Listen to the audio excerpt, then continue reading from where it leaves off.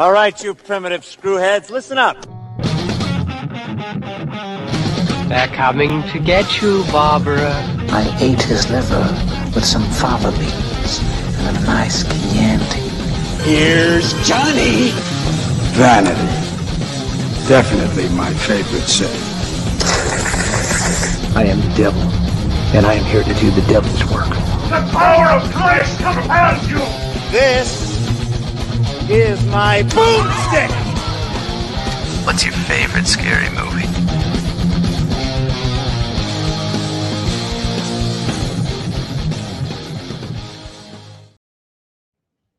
What up, horror heads, and welcome to Shiver, a horror movie podcast. We are your hosts. I'm Daniel DeBona. And I'm David Ulloa.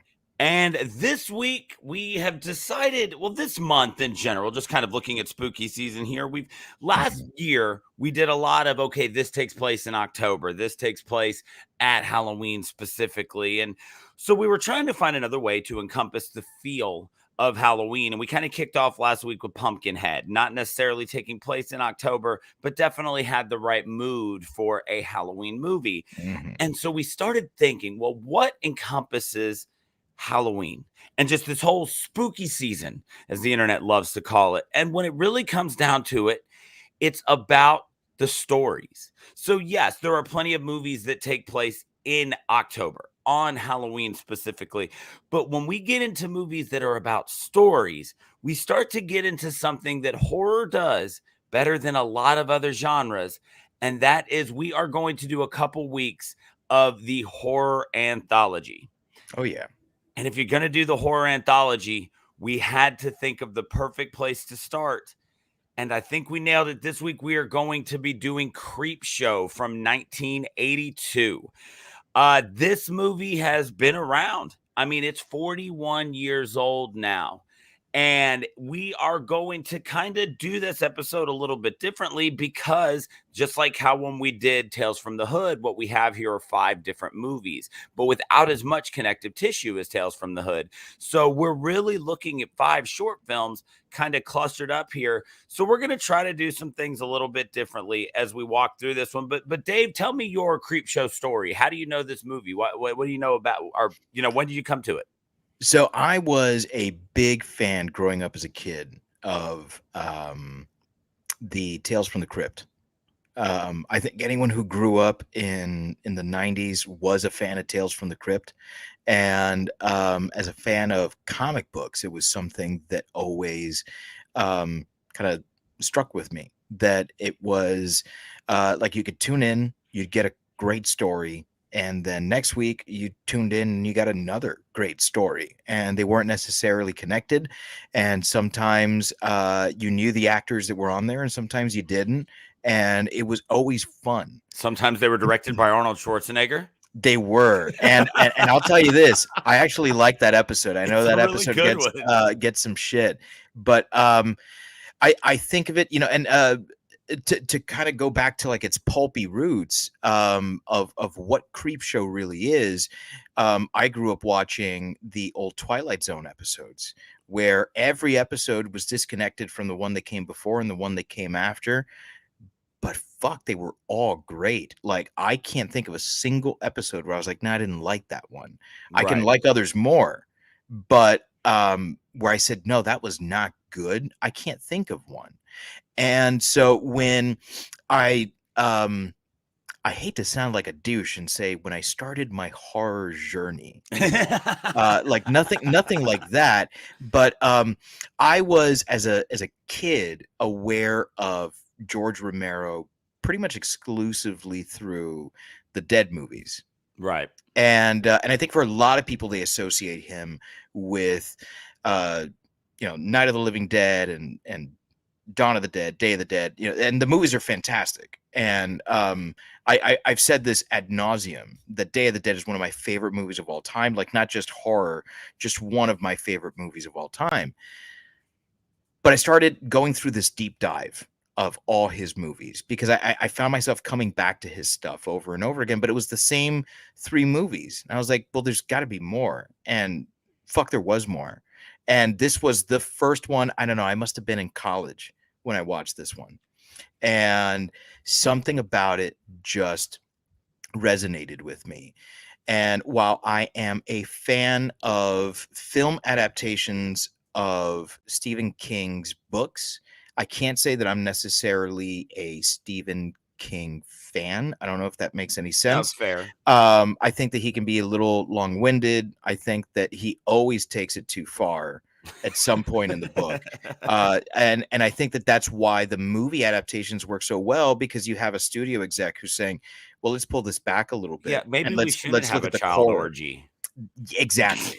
And then also it's like it is like 800 pages long. Yeah, it's so long. So it's really long, and the core of the story, when like you really sublimate this thing down to its core, you can tell this in half the number of pages. It's almost like reading Moby Dick. It's like, great story, but I don't need to know all of this about a fucking harpoon.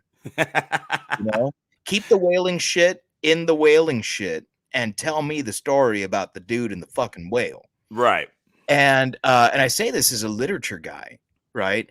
But there's something about this collaboration between King and Romero that really worked with me. And I think it has to do with the fact that it combined a couple of things that I was really into, and still am into, which is that kind of like pulpy comic book origins from the 50s, the horror comics from the 50s. Right. And the horror anthology film that becomes popular in the 60s, with your Amicus Pictures and your Hammer Horror and stuff like that. Yeah, to me, this is what would become Tales from the Crypt. Kind of comes from this, and I love the second one. I don't care how big of a drop in production value there is. I love the second one. Tales from the Dark Side, which is the unofficial third in this series. Right. Love that one too.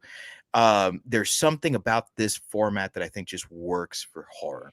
Yeah, I think that this format, this anthology idea, you mentioned Tales from the Crypt and Twilight Zone, both huge for me, but predating even those for me, well, not Twilight Zone, did Twilight Zone a little bit as a kid, Night Gallery, along the same lines.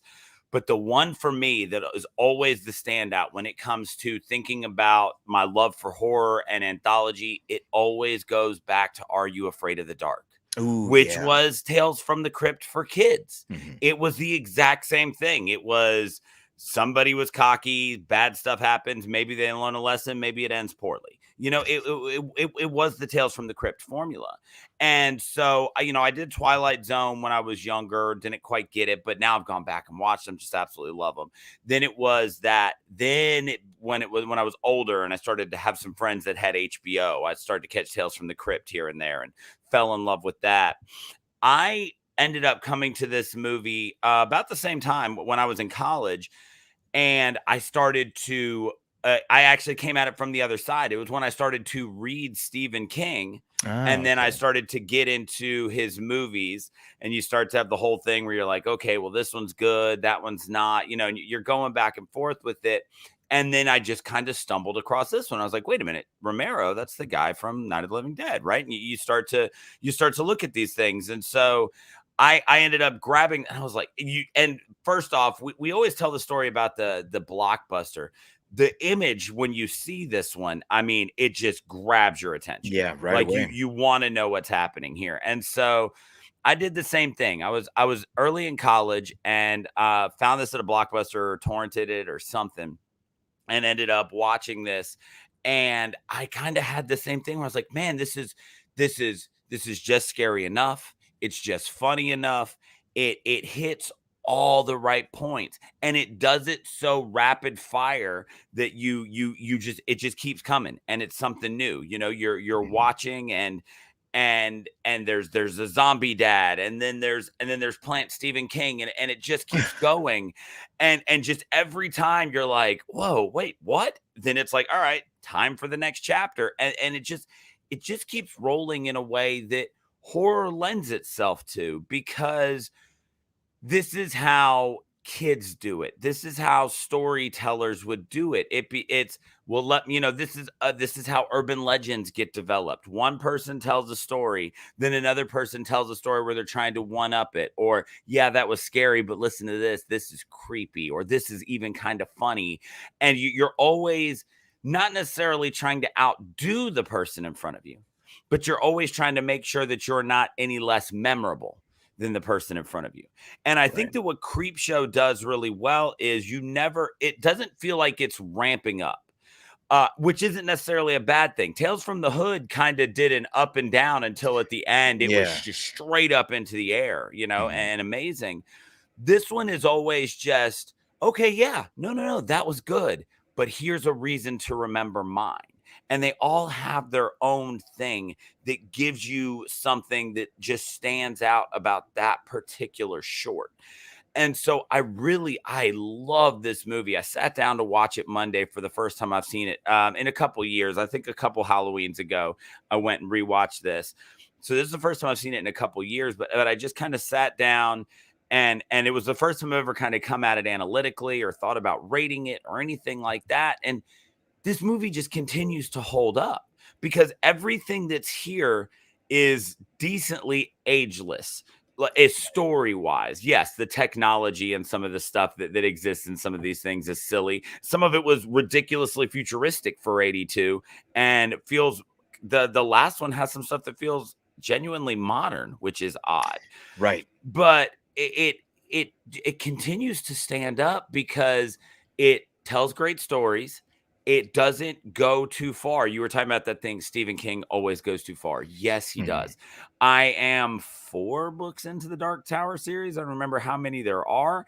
And it is a mythos like, I mean, there is a century's worth of mythos in the Dark Tower series. Without a doubt. It is constantly building on itself while also pulling from the real world. It gets so strange. The Dark Tower series is what actually happens when Stephen King just lets himself come unhinged. Like we thought we'd seen it until then. And now it was like somebody just keeps provoking this guy. Somebody keeps saying you can do more. But when you get these shorts that he's written, he knows, all right, I have got 22 minutes to tell a story and I need to tell it well. I need to do it with 3, maybe 4 actors.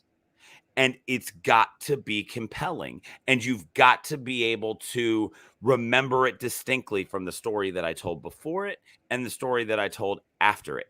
And this idea of the horror anthology really encompasses a lot of what I look for in reading books to little kids. I need a good story that I can read that's not too wordy, that's going to be visual enough that it's going to keep their attention. I want them to understand what's happening, but I don't want it to drag too long. So this thing just checks so many boxes for me. And so, what we're about to do is we're about to kind of break down each short, but we're going to turn the podcast kind of upside down here. And Dave, before we get into breaking down each short, let's start at the top. And I want you to tell me, let's rate this thing just totally as a whole. Then we'll break down each one individually. But let's do it the opposite of how we normally do. How do you rate Creepshow out of a possible 5 50s horror comics? Listen, this is perfect. You mentioned that you saw this for the first time in many years. This is one that I watch multiple times a year. 2 or 3 times a year, this will come on. This was one of the very first horror movies that I showed my son because for it being an R-rated George Romero horror movie written by Stephen King, it's surprisingly innocent. And the horror is very kooky, I think, is how I would how I would classify it. It's very classic. And so I think subsequently it's something that can be rewatched countless times. For me, this is 5 horror comics. Yeah, dude, I completely agree. This movie is the standard in how to tell an anthology story. And you've got movies like Tales from the Hood, where it puts a different spin on it, and it gets more gruesome, and it gets kind of crazier. But this is the framework. This is the blueprint. This is how you do it. Yes, there were ones before it, but this is the one where everything that's come since Creepshow has followed this kind of formula of the different types of stories you have to tell, how you create these bottled up short films, and you still tell a compelling story. So 100%, this is 50s horror comics. It's ridiculously rewatchable. Like you said, you watch it with your son. This is one I would recommend to anybody. Oh, you like old stuff, you like new stuff, but let me introduce you to some older stuff. You like Stephen King, you like zombies, bugs creep you out. There's so many reasons. There's something for everyone. Give people to watch this movie, that it starts to reach that kind of untouchable status as anything getting to where it is. So yeah, this is 100% 50s horror comics. You mentioned something that kind of struck a chord with me. Like, there is a before Creepshow and an after Creepshow when it comes to anthology movies. Yeah. The BC and AC. That's it, there was horror BC and there's horror AC. Yeah. And as we talk about it, you mentioned story a lot. And that's really what this is just a group of stories, but they're very simple, but they're really good. So we're going to start with the very first one, Father's Day, right? What's going on with Father's Day for you? Now, I don't need a summary. I don't need any of that stuff. I just need you to tell me, like, what does this do for you? I love Father's Day because this is the one that has that Southern Gothic feel. It's all about the family drama that's involved with this murder, and that idea of well, hell yeah, she did it. We know she did it. Everybody knows she did it. And she comes and remembers that she did it every year on Father's Day. That feeling of that rich, prideful family who something awful happened and one of them did it, but they benefited from it. So now we have a ham dinner every year to talk about it. It's a Flannery O'Connor short story, man. I mean, yes. You nailed it. It's Southern Gothic. It's so great in that aspect. And what's amazing is I view Father's Day as probably the weakest of the 5. But it's still really, really good. I have nothing against it. One thing that is hilarious to me about Father's Day is I went and looked it up. Ed Harris was 32 when this movie was made. When he was in this, he was 32. 32 used to look a lot different than 32 does now. Like when he looks like he could be 52 in that. Right. That's what I'm saying. Like, like when it started, like it started and I was like, God, man, I was like, I've never actually gone and looked up how old Ed Harris was in this. Cause dude looks easily 40. And in 82, if he was 40, like that's wild. No, he was 32 in 1982. And so, but he puts on an amazing performance, just fucking killing it in his tucked in like plaid shirt and his big belt buckle and his ability to light 80s. a match on anything. Like, dude is just constantly lighting matches on different stuff. Just knocks it out of the park. But this one was an exercise in telling a family drama in the guise of a horror movie. And I loved that aspect of it. Man, you know what? I don't know that I would call this one of the weaker ones for me. I would probably rank it in the top 2. I don't know that I could pick a favorite one, but I put this right up there with The Crate for me. And there's something about this, and I think it's the family drama aspect of this, but also it's the fact that it had been a couple of years since we had gotten a Romero zombie, and all of a sudden from it, we had never seen it actually pop out from like a grave before. And here we have a Romero zombie coming out of a grave, You know, Right. like to me, that was awesome. The tombstone coming over and smashing on Ed Harris's face, who, like, yeah, he's looking a little worse for wear. He might have been, you know, working in a mine or something like that for, you know, the first part of his life, but he can still get it. Yeah, no, You know, absolutely. that's a tight little bread basket he's got Yeah. in them Levi's, you know, 501s or whatever he's wearing. um I love the final reveal at the end when Right. he comes in and he says, you know, "Where's my cake?" And he's got the fucking head with all the accoutrement of the cake, and he's just like, "Where's my cake?" It's like, fuck it. To me, this is the right amount of silly Right.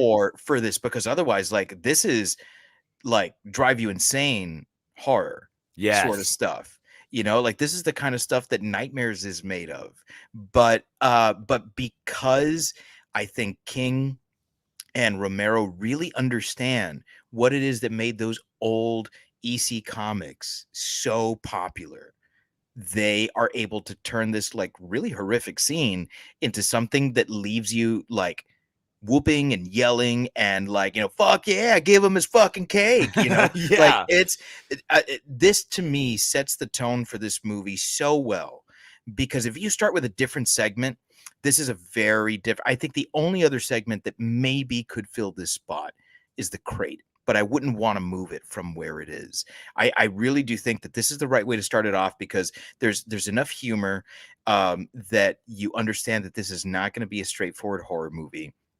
There's enough drama here that you realize that this is going to be about people. It's going to be about characters, Right. and the special effects are so good that you know that you're getting a George Romero movie. You know that he called up Tom Savini. He's like, "Hey, buddy, I need you again." Right. And that, you know, we're not getting a shit. What was that movie? Like There's Always Vanilla. You know, you're not gonna get, you know, There's Always Vanilla. You know, you're not gonna get Season of the Witch, where it's just, you know, a couple of characters sitting around talking, and Romero's trying to figure out who he is as a filmmaker. Like, this is Romero, I think, firing on all cylinders. You know, I think from the time that he makes Martin, his vampire movie, in like 1974 or whatever it is, to the time that he makes Day of the Dead in 1985, like, he doesn't fucking miss. And I Right. think that this is him at, like, the peak of his powers. Well, and what's really cool about Father's Day is something where, yes, these are Stephen King stories, but there's an element there's a Romero feel to this one when you go back and you look at all of the social commentary that his movies are Mhm. always packed with. And there is that element to Father's Day as well, where it's also this whole story about how, like you said, at the end, you're like rooting for this guy because fuck them. Like, fuck these rich, entitled Yeah. assholes who just think, yeah, the dude was a dickhead, but seems like you guys aren't But great so are either. you. Yeah. And so, but you get this idea of telling a story of these people who think they're rich, powerful, and untouchable getting their comeuppance. And that's the type of social commentary and through line that you find a lot in those Romero movies. So immediately this thing comes out of the gate punching. And like you said, it's got a little bit of everything. You've got that King feel with the way that stuff is building, the tension and all of that. You've got the Romero special effects, you've got the Romero social commentary, and this thing sets the table perfectly. I think you're absolutely right in the fact that you can't open this movie with a better one, because this perfectly lays out exactly what you're in for, which is Mhm. some King, some Romero, some gore, some humor. Like, we're bringing it all every time. And it really does open the film wonderfully.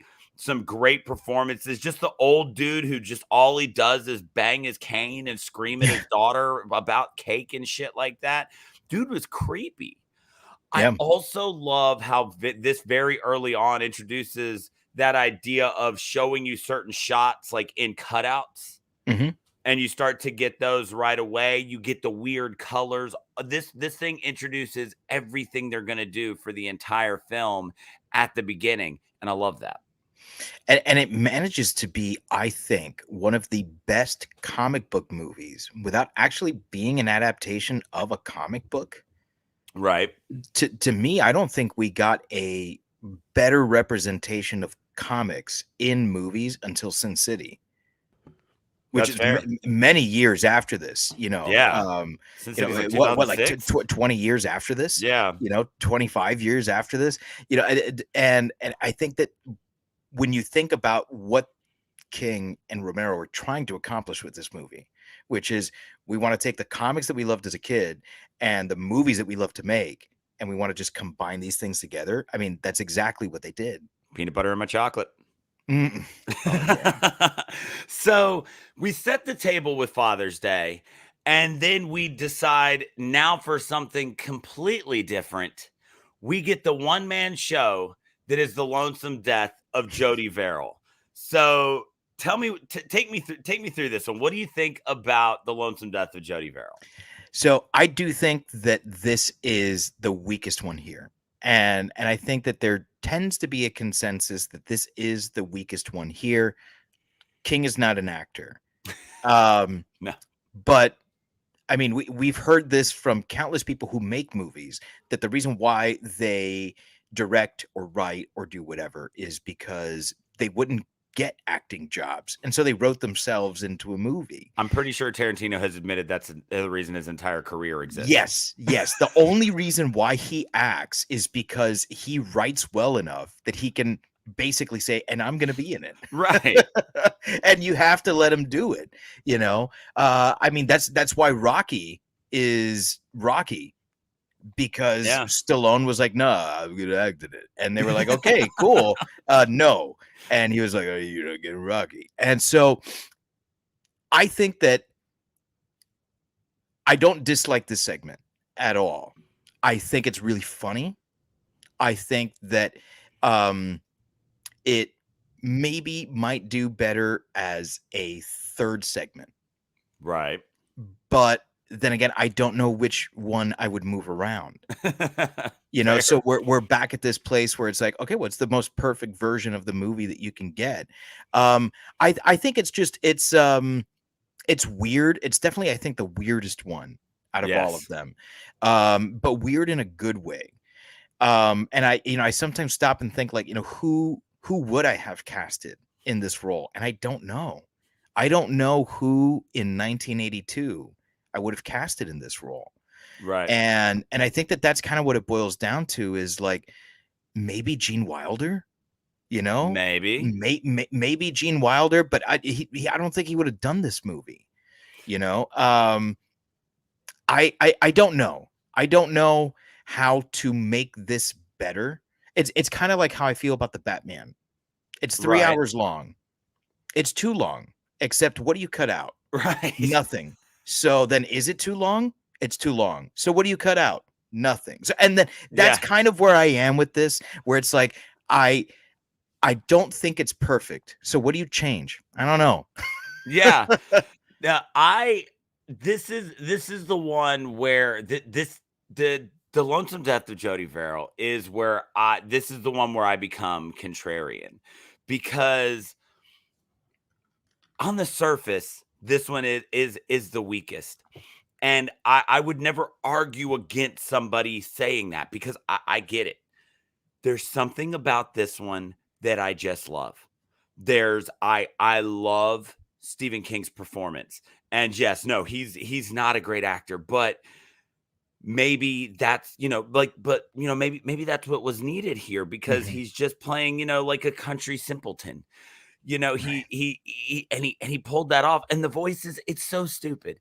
It's so stupid, but it's just stupid enough, and I think that that's why it works. Exactly. It is stupid, but it's not too stupid. Right, exactly. It's the exact voice that was needed for this character.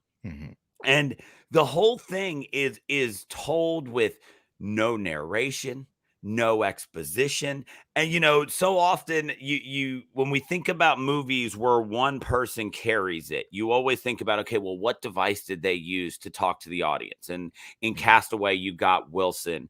in I Am Legends, you got him doing the webcam diaries and stuff like that. They didn't even attempt that. He occasionally talks to himself, but it's in such a Looney Tunes goofy ass like nonsense way, like down to the fact that he has those visions of taking it to the Department of Meteor Studies and getting paid. This thing feels straight out of Looney Tunes for the entire thing. And if that's all it had been, then I would hand in hand, arms across America, be like, yes, this is the weakest segment. But then in the final 8.5 seconds, Stephen King says, wait a second, I'm that dude. And he has the guy put a shotgun in his mouth and blow his own fucking head off. And if that's not the Stephen Kingist ending to this thing possible, it was in that moment where you go, oh shit. But it's still funny because he looks like a goddamn Muppet when he does it. and it's that moment of him sitting there looking like a living ghillie suit and then putting a shotgun in his mouth and blasting, and just like that floppy plant head just kind of deflating. It's so funny while being so shocking and not at all gory. They don't do the big burst of like blood or chlorophyll out of the back or anything. He literally just like deflates his head. And you've just watched this guy who 24 hours ago was so excited to maybe get $500, you know? Right. And now he's at 24 hours later, he's ready to kill himself. And you go, oh, that's right. Stephen King wrote this. Like that's, you're talking about Gene Wilder. Like before that moment, Mel Brooks could have written The Lonesome Death of Jody Verrill. And I'd have been like, yeah, that's a Mel Brooks movie. No doubt in my mind that it would have been Mel Brooks. And then that final moment, you just go, oh, yeah, Stephen King wrote this. And that's hilarious and tragic. And I'm going to hell because I'm laughing so hard at everything that just happened, including him shooting himself. And there's something about that moment for me that sets it above Father's Day. And so, and like I said, and I have no problems with Father's Day, but that is why I end up kind of putting this one not as the weakest, because that moment is just, oh, and then you laugh. And then it just freeze frames and you're like, okay, on to the next thing. And you're just left reeling with the fact that the happiest moment in this guy's life 24 hours later was him committing suicide. And it's like, it's so bizarre because but at the same time, it's not like we watch some like depressing ass cycle of insanity that he went into where he decided he had to kill himself. We watched this guy literally trying to make lemonade out of lemons for like 16 minutes. Like he wasn't going to get down on himself, you know? Well, Jody, we got to do something about this now, you know? So now the vision is maybe he can only get 200 or whatever. And he's so bright side of life about everything and just hanging on to the fact that this is going to be what changes his life. And it is, and it's for the worse. And it cracks me up. I love the makeup and the special effects in this one. While not good, gory and crazy and zombie, the whole house growing up with this weird alien grass that's just suddenly sprouting out of everything that he's touched or looked at. And when there's that moment where it's just growing out of his mouth and he's just sitting there watching TV and he's just kind of staring, all of that stuff. Whereas the Father's Day zombie is like, yeah, he fucking came out of the grave and he's goopy and he's got the jawbone. And it's like, yes, this one is the subtlety of Savini and Romero that also makes them genius, because it doesn't always have to be one-upping what you did the time before. It can be just showing how fucking good you are at your craft by making something like grass seem creepy and horrifying. You know, while you were talking, I couldn't help but think that had he not blown his brains out, he would have ended up looking like a green gossamer from Looney Tunes. Yeah. And then I was thinking maybe that's how Gossamer became Gossamer. It'd have to do the thing like the sheepdog where he like pulls it over to the side to see. And I will say this in defense of The Lonesome Death of Jordy Verrill is it gave us one of, and I can't choose which one is I think the better one, but one of the two best quotes in the whole movie, which is meteor shit. There's something about his delivery of meteor shit that just makes me fucking lose it. And there's an element to the performance that he gives there that again is it so perfectly encompasses that pulp feel. You know, and I'm pretty sure that we've talked about this, if not on the podcast, then definitely off air. But it's when you watch The Phantom with Billy Zane, right? Like I do too. I fucking do too. And it's for that exact reason. For as much as everybody's like, oh, it's so bad. It's like, yeah, but like then you don't understand it. Yeah, then you don't get what they were after.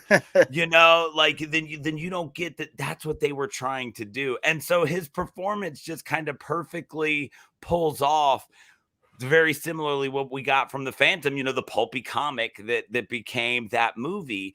It's about overacting. Yeah. And it's about pulling up these things that make people go, ooh, that was bad, but it felt right.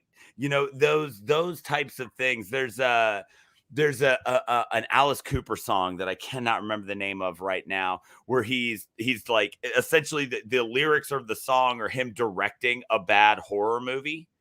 And there's like a part where he says, and overact now. And then like the solo hits. And it's like, shit, like that's it. Like he gets it. You there is a way to do a good bad movie, a good bad performance, and that's what Stephen King brought to us. You know, I think I may have been too critical. I think you may have won me over here because if it had been E.G. Marshall in that role, I think all of a sudden this becomes, in my mind, one of the better segments here. So I think I owe Stephen King an apology. Not that he cares. Not that he cares. Not even the slightest. You know, what's he busy doing now? Trying to fight Elon Musk about paying for blue checks? I don't fucking know anymore. Like Stephen King has all the fuck you money he ever needs. that he'll ever need like 10 times over. Right. Yeah, I mean, is he the most prolific writer of all time? I think he is. I know that he is the most adapted author, at least in the horror genre, possibly ever. To book to film. Right. So he may be. Take that, Bill Shakespeare. And speaking of Shakespearean, that brings us to the third segment, something to tide you over. This segment, in my opinion, is the one that I think people overlook the most, because even if they do it to come down on it, people do talk about The Lonesome Death of Jordy Verrill. Right. Obviously, people talk about Father's Day. They talk about The Crate, and Creeping Up on You is like this iconic ending. Right. This is the one that I think kind of sits in this weird place where it's right in the middle. Yes. What do you think about this one? What's interesting about Something to Tide You Over is the fact that this is the one that has huge name actors in it, especially for 82. Right. I mean, you got Ted Danson in this thing. You got Leslie Nielsen. So you're coming off of the goofy ass performance of The Lonesome Death of Jordy Verrill. You're coming off just the cold, brash comedy of Father's Day and what is actually a miraculously funny ending. So then this next one starts. You see Ted Danson and you see Leslie Nielsen, and you're sitting there waiting to laugh the entire time. Yeah. And it never fucking happens. It's dark. It's so dark, and it's so creepy. I love this one. One of the funniest things just that happened. So I'm watching this with a friend of mine, and she goes, "Wait a minute, who is that?" And I go, "It's Ted Danson from Cheers." And she goes, "Wait, the guy from Cheers is the guy from The Good Place? And I was like, yeah. She never put that together? She did not. She had not connected those dots until she looked at him there and saw Good Place. And I said Cheers. And then she went, oh my God. And so, but anyway, so you're waiting. I am a just, not that this is a hot take. I'm an unrepentant Leslie Nielsen fanatic. He's a god. Without I a pray doubt. at the altar of Leslie Yes, Nielsen. like Leslie Nielsen and Steve Martin are, I think, the two funniest guys that the world has ever known. Yeah. And so to see him in this role where he's not only dark and creepy, he's just fucking evil. Like there's just there is nothing redeeming about Leslie Nielsen's character here. He is presented as a vengeful guy who takes vengeance in a horrible way and gets pleasure from it. And you just get this really just dread-filled movie. You get this story where you're just this thing is this thing is Poe-esque. Like it is very Poe. The way that this is a story of revenge and reveling in that revenge and making sure that you don't just get it, but that the person that you're getting the revenge on suffers the most they can possibly suffer. And it's just, this one, I think, is the one that, because it sits right at the crest of the wave there, where you're kind of building up and you're going, and then this is the one where you just kind of go, whoa, that was dark. Like, I don't, you start to talk about this movie and you're looking for funny things and you're talking about that performance and you're talking about, these special effects. This thing is special effects light. It is just great storytelling and two great actors putting on an amazing show. Dude, I think you hit the nail on the head here. Oddly enough, because I grew up watching old movies from the 50s with my grandfather, I'd seen a number of Leslie Nielsen's dramatic movies. And so my association with Leslie Nielsen is not straight comedy. It's not just Airplane and Naked Gun. It's not just Airplane and Naked Gun.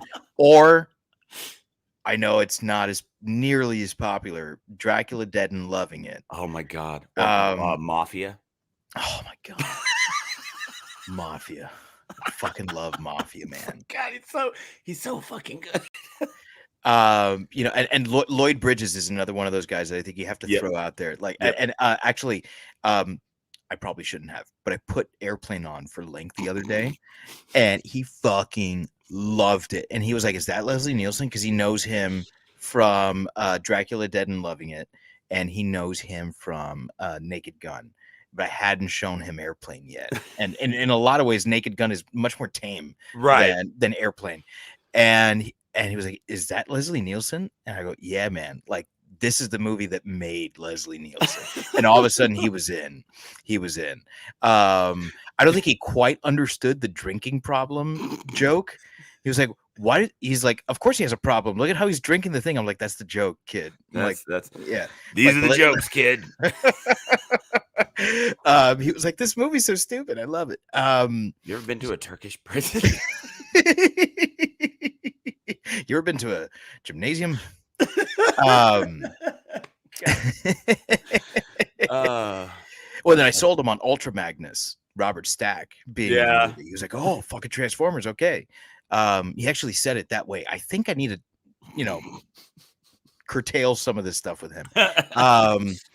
So reel it in a little bit. Yeah, just a hair. So dude, there is something about the way that he acts in this where I think I don't think it's totally devoid of humor. I think that there is a very dark humor here, particularly at the end, when he's like, so like, whistling as he, sets up the shower and all that, like the way he just goes about his business. It is a little funny, but it's also, I think, the most unsettling in the movie, in this segment, because he's so dark before then that I kind of like, I expected that darkness to continue. And then when it doesn't, he just turns it off like that. Yeah. And he just goes back to being Leslie Nielsen. It's like, what the fuck? That is insanity. That's insanity. And the way that he laughs at the end there, like Leslie Nielsen has depth. And if you've never seen any of his straight dramatic work, you really have to. There's scenes, he wasn't the final person cast in the role, but there's footage of him in Ben-Hur. He was supposed to play the character of Masala. Really? Yeah. And he's fantastic. He is really, really great. I don't know why he didn't get the job. But he's also in one of, I think, there's a little crossover with sci-fi and horror. One of the most, I think, iconic sci-fi movies of all time, Forbidden Planet. I've actually never seen it. He plays the captain, and there's a lot of what William Shatner is doing in Star Trek as Captain Kirk comes from what Leslie Nielsen did in Forbidden Planet. He doesn't overact the way that Shatner does, but it's really good. And he gets that sort of like urgency that you expect someone in a high tense situation to have there, and you see it in him in this movie. So it's always nice to go back to this and to see him do something other than the funny guy, because even when he does Mr. Funny Man, there's a seriousness, there's an intensity to what he's doing. Right. There's something about his brand of humor that I think just hits differently than, say, I don't know, like a Nathan Lane or someone like that, or a Matthew Broderick. And these are really funny dudes. Like, they make me laugh consistently. Right. I just see Nathan Lane and I start to laugh. But there's something about Nielsen, I don't know what it is, but he gets it, and he also manages to crawl under your skin in this one. He really does, man. Just that you're talking about those scenes where he's just like whistling when he's just driving his Jeep out, like pulling the cables so he can hook up the TV and everything, and he's just like, yeah, go ahead and scream, whatever. I own the whole island, but then you're right. There's like a dark humor to that, but then there's that moment where he's kind of crouched down right there next to him, and he says, maybe if you can hold your breath long enough, and maybe the water can work with you, and he goes as far as to give him a sense of hope that maybe he's going to be able to get up out of this, and he lays out a game plan for him for this is how you've got to do it. And he tells him, maybe you can, maybe you can't. What do I know? And then he just drives off. It's like, let me get a drink and watch all my tiny TVs hidden behind a painting because it's 1982, and this is what rich people in futuristic houses look like, with buttons hidden that move paintings. It was very Scarface. Yes, there we go. Yeah, it absolutely was.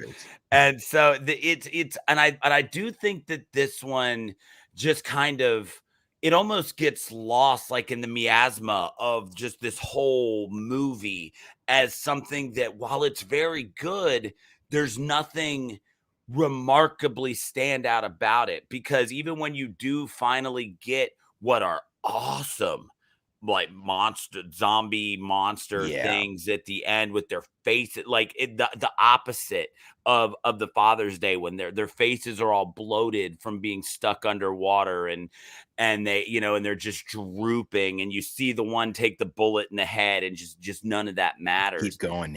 Right. And so it's like, by the time you get to that, this whole thing has just been so dark and so weighing. Then you get that laugh, and you're like, what the hell just happened with this one? And I think that it just kind of gets stirred up in all of this. And then you move forward into what I safely say, and I'm pretty sure is the consensus, is the best of the five. and that's the crate.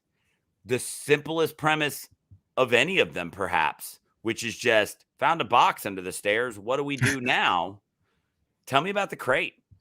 Dude, the crate, I said at the top of the show that there's two that I go back and forth on which one is my favorite, Father's Day or the crate. The crate is, there's something about the crate that I think for me, aside from the fact that it's just like spectacular, you probably understand this too. Faculty parties. Yes. All right. There's always that faculty member that you think is really fucking cool. You fucking love being around this person. But then at like the Christmas party or something like that, the spouse comes and you're like, the fuck? Oh, that's right. That's why we don't hang out. That's why we don't hang out. And that's what's going on in this movie. And I think that amongst all of the amazing actors that are here, because like Fritz Weaver is fucking awesome in this. He's absolutely fantastic in this. Holbrook, Hal Holbrook as Henry Northrop is awesome in this. But this movie or this segment, Adrienne Barbeau just fucking knocks it out of the park, which is what she does every time she's on screen. And I'll say that every time she's on screen. I have seen Swamp Thing. Fuck you. Swamp Thing is fantastic for what it is. All right. Exactly. And she never disappoints. Adrienne Barbeau, I have always been in love with her. I continue to be in love with her. And even as the absolute worst, there's something in me where I was like, nah, I'd hit it. But man, the whole concept of this, and like I don't know how old the school you work at is. It's the oldest part of it was built in the 50s. All right, so that it's about the same as my school, because my school was built in the 50s also. Like there's things that you just find and you're like, what the fuck is this? Like you open a closet and it's like, whoa, I just opened up fucking like the doorway to Narnia here. What the fuck is this? And like you're afraid to tell someone because no one knows this exists. No one has known since the last graduating class in 1976, right? And you're just like, what the fuck are we doing here? Right. And there's something really special about working at a school, right? Be it a university, a high school, elementary school, middle school, it doesn't matter. Working at a school with people whose jobs are to be educators, there's a sense that you're supposed to be competent and you're supposed to be good at your job. And when you see these two absolute buffoons is what they are, because they're book smart, but they might as well be Abbott and fucking Costello, right? When you see Holbrook and Weaver do their thing, for me, there's a magic there that happens because it is an Abbott and Costello bit. That could have been an Abbott and Costello meet Frankenstein, and I would have believed it. And it's funny. Without being overly humorous, and it's gory without being overly horrific. It strikes, I think, the most perfect balance out of all of them. And I mentioned earlier that there's only one other quote that I think gives Meteor shit a run for its money, and it's "Tell it to call you Billy, bitch." Is just fucking every time I hear it, I have to say it with him. Yes. Yeah, Hal Holbrook is so fucking good in this segment. Those moments where he's just where he's imagining killing Billy, and like the one where he pulls out just the fucking Dirty Harry and shoots her right between the eyes, and then just envisions everybody clapping for him. Yeah, like that shit just cracks me up. It's so good.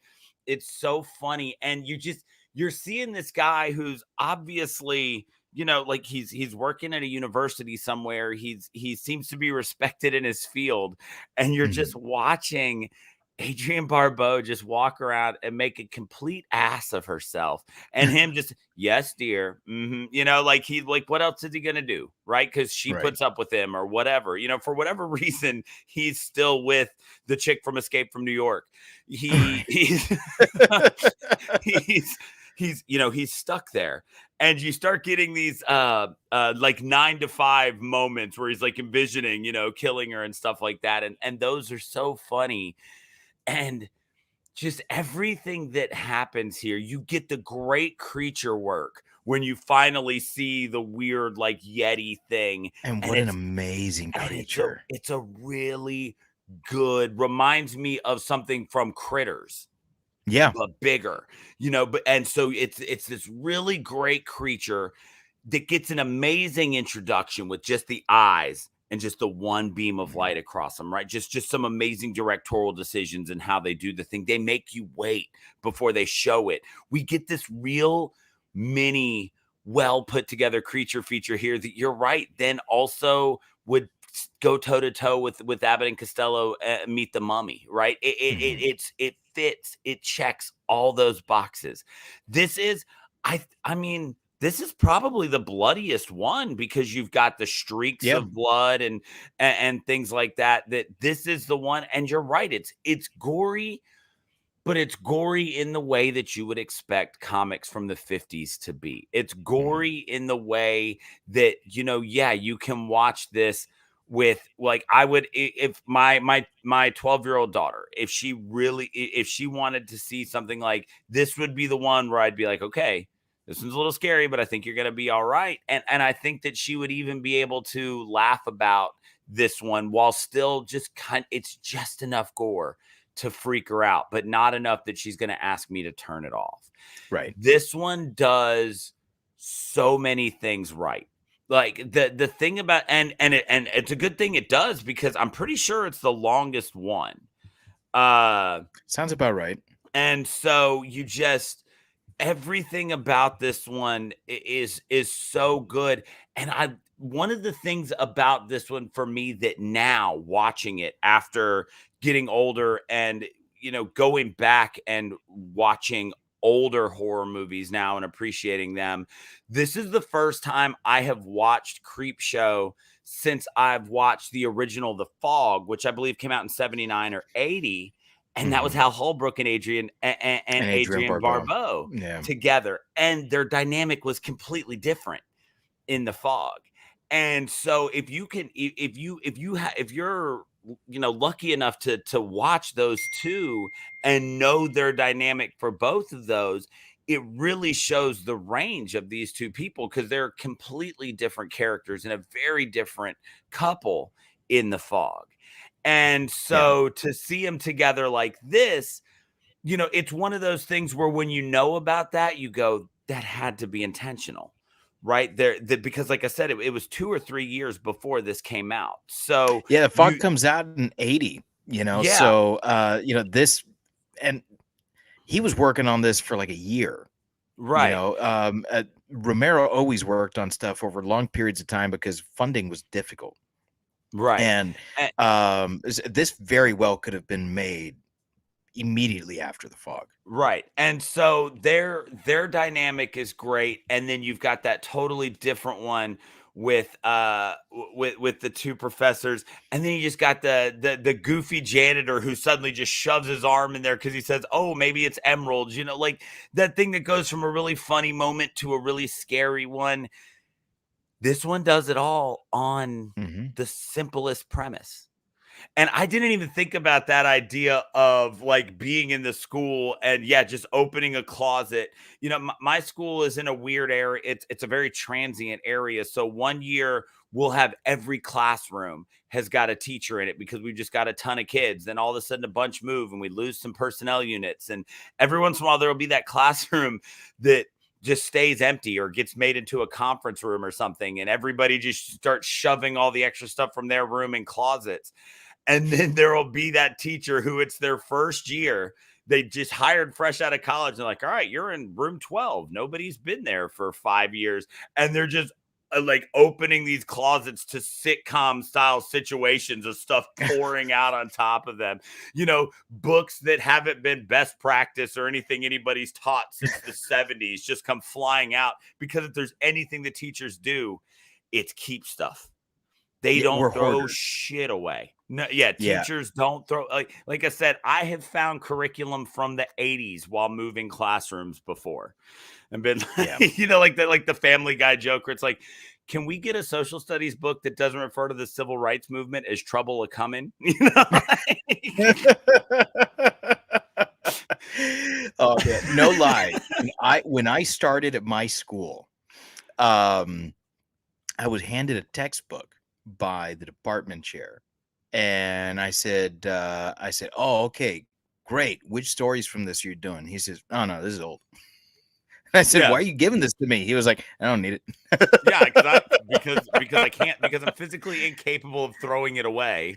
And you don't have a lot of stuff, so here. Right. It's so weird to hear you talk about like having free rooms like that. Like we have the opposite problem, where like we are constantly trying to build more classrooms because we have teachers that literally don't have a classroom. So they'll float from one classroom to another, moving to classrooms where teachers are on their planning period. Oh, wow. Yeah. And like you'll do this for years before you get your own classroom, because they literally have to wait for a teacher to retire before they can get you a classroom. See, and that's wild. It is wild. We built a new building last year, 2 years ago, and we still have teachers without classrooms. Dang. Yeah. See, like I have been in this school for 1 or 2 years where every classroom had a teacher in it or something going on. And then, like I said, we'll have a year where we don't get a ton of kindergartners. So now we've got less kindergarten classrooms, and maybe one of them ends up opening. But yeah, like right now in my school, I can, off the top of my head, I think one classroom that's just, like I said, a conference room now. I can think of one down our 5th grade hall that's just storage.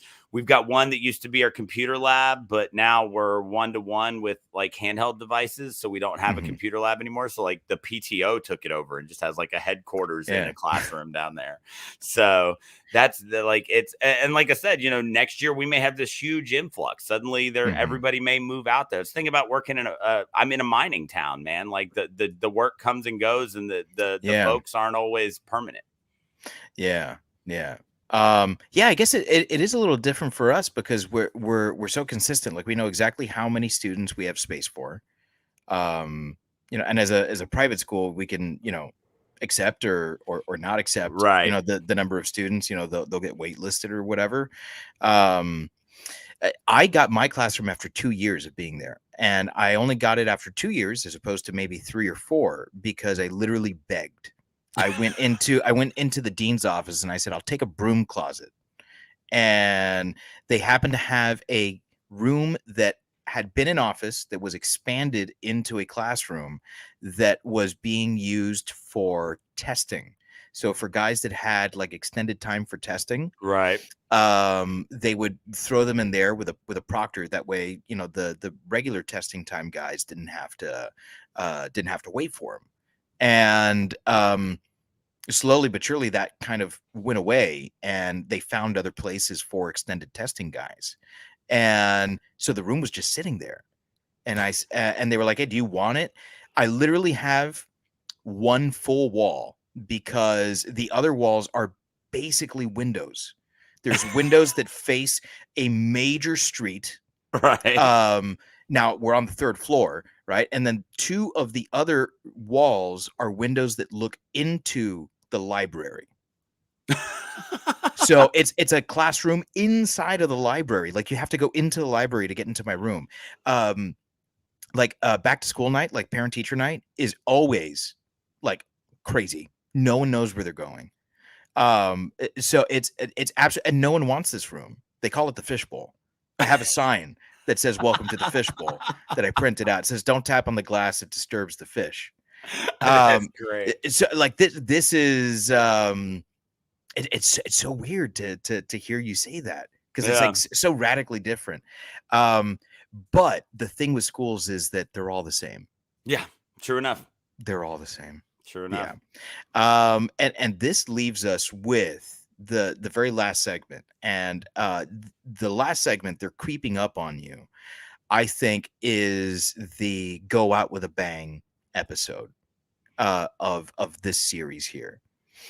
There's I mean, they pull no punches here. You've got some one big name actor here, E.G. Marshall, which is a very familiar face that a lot of people know. You know him from 12 Angry Men, you know him from Superman 2, but also you know him from shit, what's this movie I'm thinking of? The comedy from the 80s. Christmas Vacation. There you go. Christmas Yes. Vacation.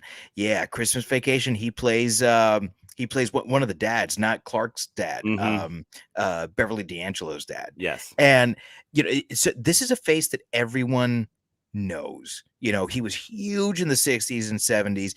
By the time the 80s comes around, yeah, he's working a little less, but this is a big name actor. And he's playing what is, I think, like the most like just fucking out there guy in all of this. Like even Jordy Verrill, I think, is not as wacko as he is. How does this one work for you? So back when we used to do Rush 4, there would always come the conversation of favorite versus best. Mm-hmm. I will admit that objectively the Crate is better than They're Creeping Up on You. However, They're Creeping Up on You is my favorite. This is the one that I'm always so glad is the knockout punch at the end. This is the grand finale. This is the going home for this movie, and I love it. Whereas in Father's Day, I said there are those notes of the Romero social commentary. This one might as well have not had Stephen King attached at all, because this one is Romero social commentary done in the creepiest way possible. So you've got E.G. Marshall playing this guy who's rich and powerful, doesn't give a fuck about anybody he steps on, kills, that gets in his way so that he can stay rich and powerful. But he's playing this, weird, like Howard Hughes type guy, right? Where he's obsessed with germs and he pays all this money for a penthouse because it's supposed to be germ free. But a roach keeps showing up and he can't get rid of that roach. And so all we're getting is him trying to kill a roach while constantly on the phone with people talking about how unrepentant he is about the fact that this guy killed himself because he took his business and he pays all this money, and how can there be a blackout, and doesn't anybody respect him, and all of this. And then what ends up beating him is the numbers. He ends up losing to cockroaches. Yeah. There's a Rise Against song called The Numbers. They have the power, we have the numbers. This is the movie that is the social commentary that is they are powerful, we are many. And so you get this idea that if you actually band together, then you can defeat the evils in the world, even if you are to them just a cockroach. And you get this guy who ends up being beaten by what he views as the most disgusting and lowly life form that exists, because they all hit him at one time. This is the movie, this segment, like, this fires up the anarchist in me, right? This is the movie that makes me want to light a Molotov and throw it at a state capitol, right? Yeah. Like, this movie is riot fuel, and I love it. It's so good, but it's also presented in a way that's so perfectly horror and creepy. Swarm movies are a style of horror that is not explored as often anymore as it was in the 80s, in the 50s, the 70s. Like they come and go in waves. But there used to be movies just called Ants, Yeah. There were literally people stuck in a hotel that was swarmed by trillions of ants and trying to survive.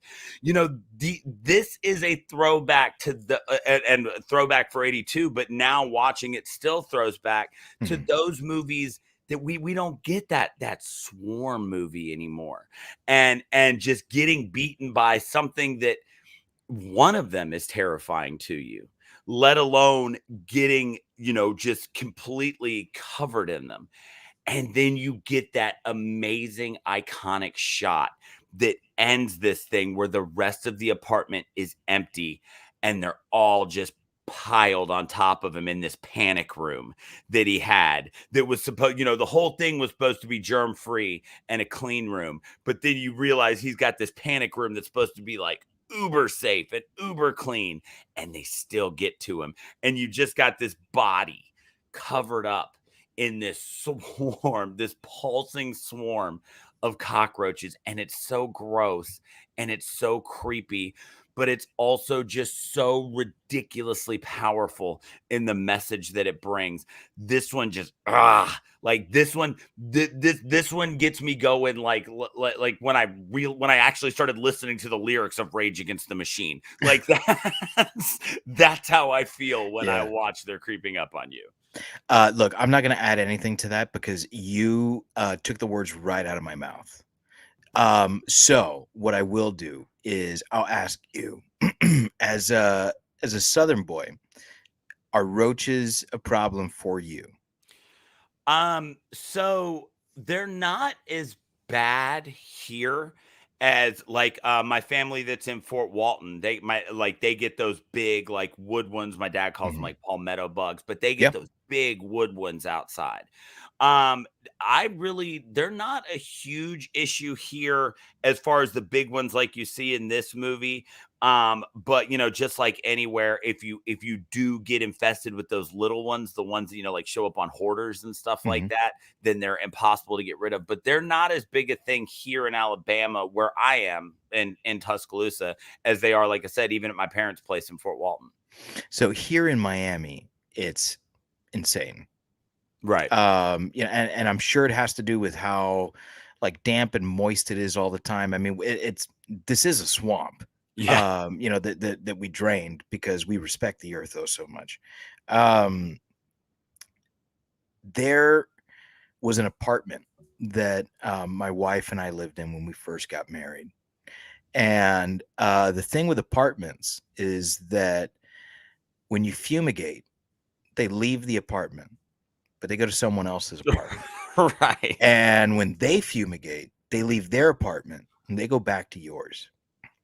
So we got married very young. We didn't make very much money. We still managed to live in a decent part of town. So it's not like we were living in the dumps or anything, but roaches were a problem in this place. And I remember in the summertime, particularly here in Miami, it gets really bad. Because as much as they're, cold-blooded and they like, the heat, it gets too hot for them outside. So they come indoors. I remember one night I was asleep in bed and I get this strange sensation. And I start scratching. I'm like, the fuck is that? And I scratch. And as soon as I pull my hand out, I've got a roach in my hand. Because I had just pulled it off of myself. It had been, how it got up onto the bed, I had no idea. And so here's the thing. When a roach gets near you or on you, you have a natural reaction. When a roach gets near or on, I'm going to say 100% of the women that I have known. And I'm not saying that this is 100% of the women in the world. Right. Just 100% of the women that I have seen react to roaches. So I'm talking about women in my family and women I work with. The knee-jerk reaction is incredible. Yes. I'm pretty sure it can be marked by satellites in space. So if I were to react and wake up my wife who's sleeping next to me, she's not going back to sleep. Right. Possibly ever, which means I'm not going back to sleep. So I can't make any sudden movements. I can't really react. And even asleep, I know this. So I just fling the roach, and with some ninja, I don't know how the fuck I did this, dude. I had a pair of black work boots that I wore almost every single day. I left them right by the bed. I took the boot, I threw it at the roach. I squashed the roach. Yes. And I said, I got to get up before her so that I can clean that shit up. Because if she finds out it happened, fucking, why didn't you tell me? Why didn't you wake me up? You let me continue to sleep here. So, I went back to sleep, right? Because you need to sleep. And so I woke up early the next day.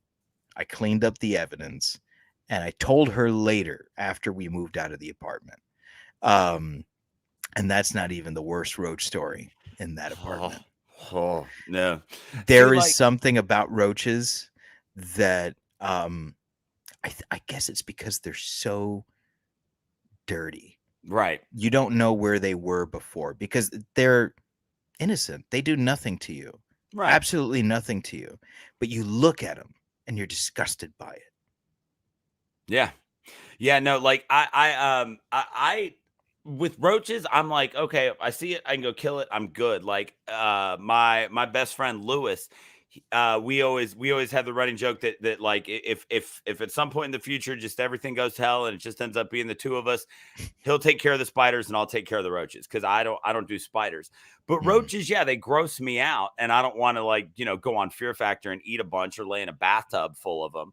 But like I can see one and be like, oh okay, and like go step on it and be good. But Lewis cannot. Like he is the guy where it's like he walks into a room. If he sees one, he's not going back in that room. Not until he is 100% sure that room is roach free. Like I've got to kill it and like mount its head on a toothpick and bring it out and present it to him. Be like, okay, look, it's okay to come inside now. So interesting. In Universal Studios Orlando, they used to have a Fear Factor little thing. I don't know what to call it. Attraction, I guess. Right. Twice I was picked. Both times I had to do the eating challenge. And one time was like bull testicles or something. Sure. Yeah, okay. And the other time was blended roaches, roach milkshake. Who? Testicle was chewy, but fine. The roach milkshake did not make it through. Oh, God. Okay. Well, they're creeping up on you. So there you have it. I mean, we rated this thing up at the top. We told you right away. We knew when we picked this one. Occasionally this happens. We pick one knowing that we're going to go into it and we're going to give it a 5. We try to avoid those, which is why occasionally somebody be like, hey, have you done this one? Have you done that one? And it's like, no, because we kind of know. And, but this is one we've been talking about Creepshow since I started this show. Yeah. Since I started doing it, Creepshow has come up and come up. I'm glad that we finally got a chance to do this one. It's a resounding 5. This movie's perfect and it's good for everybody. So there you have it. Thank you guys for tuning in, for listening this entire time. Everybody who's hung around. Don't forget, if you are listening to this, we are going to be live in Orlando at Spooky Empire. We'd love to meet you. Come get a hug, a sticker, give us a soundbite. We're looking to revamp some things here on the show with our opening. You might be featured as part of our opening theme now. If you've got something good to say, come find us. We've been looking at the schedule. The Spooky Empire thing, man, it just keeps growing. Like the film festival is amazing shorts. They're doing burlesque. They're doing there's a rock show, American Party Machine. I went and looked them up. They just make like cock rock that's like perfect for parties. There's a goth dance party. There's a Rocky Horror Shadow Cast. This thing keeps stacking up. So if you're in the Orlando area and you listen to this show enough that you like horror movies enough that you listen to this show, check out Spooky Empire. Shoot us a message on Instagram. Let us know if you are going to be there. We'd love to meet you because you can head to shiverpod.com and get links to all of our social media outlets. We are on Facebook, Instagram, YouTube, and Twitter. All of those places at ShiverPod. Absolutely. So on behalf of all of us here at Shiver, fight your